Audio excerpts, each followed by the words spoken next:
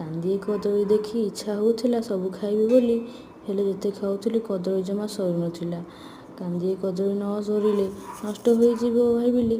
କ'ଣ କରିବି ଭାବିଲି। ମନକୁ ଆସିଲା କେତେ ଦିନ ହେଲା କିଛି ଛଣା ମିଠା ଜିନିଷ ଖାଇନି, ଘରେ ବି କିଛି ଛଣାଛଣି ହେଇନି।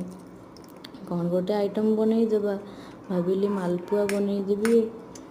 ପ୍ରଥମେ କ୍ଷୀର ଆଣିଲି, ତା ସହ ସୁଜି, କଦଳୀ, ମଧୁରୀ, ଚିନି, ଲୁଣ, ଅଟା ଓ ଗୁଜୁରାତି ଗୁଣ୍ଡ ମିଶାଇ ତାକୁ କିଛି ଟାଇମ୍ ରଖିଦେଲି।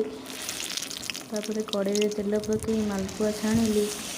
ମାଲପୁଆ ମୋର ପ୍ରଥମେ ମାଲପୁଆ ବନେଇଥିଲି, ସେଥିପାଇଁ ଟିକେ ବ୍ୟାଟର୍ଟା ଟିକେ ମୋଟା ହେଇଥିଲା, ଛାଣି ହେଉନଥିଲା। ସେଥିପାଇଁ ତାପରେ ମୁଁ କ୍ଷୀର ଆଡ଼୍ କରି ଭଲସେ ଗୋଳେଇ ଦେଲି। ତାପରେ ଗୋଟେ ମାଲପୁଆ ଛାଣିଲି। ମୋର ମାଲପୁଆ ଭଲସେ ବନିଲା ଓ ମାଲପୁଆ ରେଡ଼ି ହେଇଗଲା। ଦେଖ।